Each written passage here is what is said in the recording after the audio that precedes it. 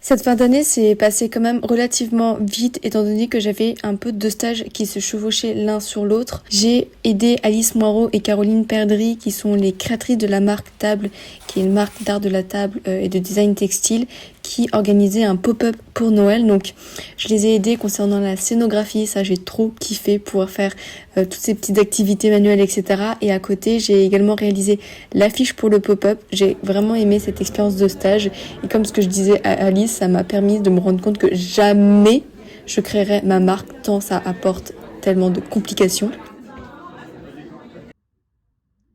Et puis, bien évidemment, l'expérience Ella Maillard aux côtés de Louane et Colline où j'ai réalisé un carnet de bord illustré du voyage qu'on a pu faire en Suisse. C'est pas forcément le projet dont je suis plus fière graphiquement. Pourtant, ça reste un de mes plus beaux projets. Tant je suis contente d'avoir pu rencontrer ces meufs et d'être partie en voyage et toute l'expérience humaine qu'il y avait autour, la rencontre avec les gens, l'avant-première, etc. Donc c'était la meilleure expérience pour finir cette fin d'année.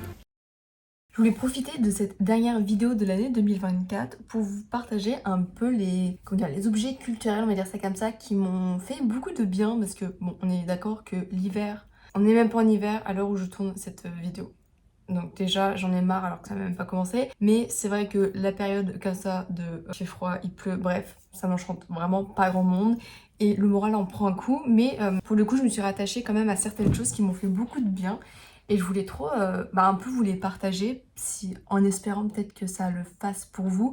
Ou même si vous avez, vous, des petits objets culturels ou autres qui vous ont aidé à surmonter un peu cette période chiante jusqu'à l'arrivée des beaux jours. Je suis grave preneuse si vous pouvez les partager par exemple en commentaire. Il y a peu de choses entre guillemets, mais ça a vraiment été des piliers pour ces dernières semaines. Donc on va commencer par la lecture. C'est quelque chose que, comme pour beaucoup de personnes, on aimerait plus inclure dans notre quotidien. Et j'essaie de lire un peu tous les jours, même si c'est 1 ou 2 pages avant de m'endormir, etc. Mais ça me fait beaucoup de bien. J'avais lu dernièrement Shining de Stephen King. J'ai jamais lu de Stephen King et je me suis dit why not lire Shining. Et je vous avoue que c'était pas trop ce que j'ai préféré parce que je trouvais que c'était vraiment long. À un moment je me faisais un peu chier et un peu déçue par la fin. Mais pour autant j'étais quand même prise dans ma lecture. J'ai pas abandonné, donc c'est assez ambivalent mon avis là-dessus. Mais là actuellement je suis en train de lire Tout le bonheur du monde de Claire Lombardo. J'en suis même pas à la moitié. Mais c'est vraiment, en tout cas, déjà un plaisir de m'y plonger. J'ai emprunté ce livre parce qu'il y a quelques années, voire bien plus quand même, j'ai une amie qui m'en avait parlé et je m'en suis souvenue, notamment avec la couverture. Et elle me l'avait vendu comme étant un super livre. C'était une découverte pour elle. Et puis là, à la bibliothèque, comme il y a tellement de livres, je sais jamais quoi emprunter. Je me suis dit, en fait, c'est l'occasion quand je l'ai vu et j'aime beaucoup. Donc, on suit l'histoire. J'aime trop les livres, en fait, où tu as différents points de vue. Et là, c'est totalement le cas, parce qu'en fait, on suit une famille. Donc, il y a les parents et les enfants. Les enfants qui ont grandi, qui sont maintenant, par exemple, parents ou qui sont en début d'activité professionnelle. Et on les suit dans leur quotidien. Mais aussi, petit à petit, on découvre tous les petits secrets de famille ou toutes les petites choses qui sont un peu cachés sous le tapis. Caché sous le tapis, bref. Et puis il y a aussi des backups dans le passé pour mieux comprendre ce qui se passe dans le présent. Enfin bref, j'adore. En plus, c'est des chapitres assez... C'est pas des chapitres trop longs, ça se lit assez facilement et ça te donne vraiment envie de connaître la suite. Et j'avais envie de vous parler d'une BD que j'ai lue il y a quand même pas mal de temps, que Alice, une amie, m'a prêté, qui s'appelle Tamara Drew de Posy Simmonds. Je sais pas comment ça se dit, Posy Simmonds, on va dire ça comme ça, qui est une autrice de bande dessinée assez réputée et j'avais jamais lu de ses ouvrages. Et Alice, elle m'a dit mais tu dois lire cette BD, elle est incroyable. Et je me dis écoute, je vais suivre ton conseil et gros coup de cœur. Alors, au début, honnêtement, elle m'a dit prépare-toi à avoir de la lecture et c'est vrai parce que honnêtement quand j'ai vu ça, je me suis dit franchement, ça donne pas envie de le lire. Des fois il y a des gros pavés, genre En fait, c'est vraiment un mélange entre un roman et une bande dessinée. Et je trouve que au premier abord, j'avais peur parce que je trouvais ça pas très bien inclus. Là, par exemple, je trouve que c'est quand même pas mal le cas. Ici, vous pouvez voir, je sais pas, l'incursion des pavés de texte avec les images, je trouve elles sont pas très harmonieuses. Et mine de rien, lors de ma lecture, j'étais tellement prise dans l'histoire que ça ne m'a pas du tout gênée. J'ai pas du tout été aussi rebutée à me plonger dans les pavés de texte. Dans mes souvenirs, on suit l'histoire de... c'est un peu comme Tout le bonheur du monde, dans le sens où on suit le quotidien de plusieurs personnes. C'est notamment un couple qui tient une maison d'hôtes, on va dire ça comme ça, mais plus spécialisée pour les écrivains et les écrivaines. Et donc, on a les points de vue des deux du couple, mais aussi des gens, enfin des artistes qui logent dans cette maison. Mais également, il y a la venue de Tamara, qui est quand même un des personnages principaux de la BD. Bref, j'ai adoré, je vous le conseille, et ça m'a donné envie de lire d'autres ouvrages de cette autrice. Et pour les livres aussi, j'ai 2 podcasts que en ce moment j'aime énormément écouter. Donc premièrement, il y a, attention, jamais je n'aurais pensé dire ça de ma vie, en disant que j'écoute ce podcast, mais Le Masque et la Plume de France Inter. Une petite passion, même si la plupart des livres, voilà, la majorité des livres et des films dont ils parlent, je les ai pas vus. Mais c'est pas grave, j'aime bien l'ambiance, j'aime bien voir les avis qu'ils ont, même si on peut effectivement leur reprocher pour certaines personnes une certaine part de snobisme. Disons que je suis consciente de ce microcosme, mais même eux aussi ils en sont conscients, parce que dans les avis, enfin dans les retours, les commentaires des auditeurs et des auditrices, je sais pas s'ils le reprochent, mais en tout cas, ils le font savoir qu'il y a quand même, on ressent ce microcosme bien parisien, etc. Mais je sais pas, moi j'aime quand même. Donc c'est tous les dimanches. Et aussi un autre podcast que j'ai découvert qui était dans les radars Spotify, qui s'appelle Live, Love and Love. Je sais pas.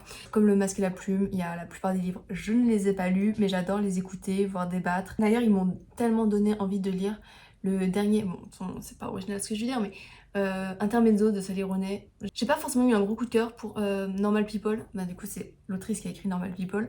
J'ai pas trop accroché, mais là j'ai l'impression que Intermezzo ça fait l'unanimité.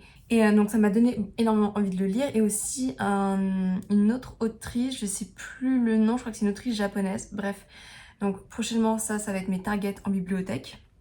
Ensuite, je ne peux pas ne pas parler de Twitch. Il faut savoir que je suis une grande consommatrice de Twitch, d'autant plus cette année, étant donné que je suis quand même pas mal chez moi. Ça me permet d'avoir un fond et l'impression d'être avec des gens, d'être un peu genre en coworking, développer petit à petit des habitudes, parce que les gens que je suis font des lives à des horaires réguliers, ce qui me permet d'avoir un peu un certain cadre.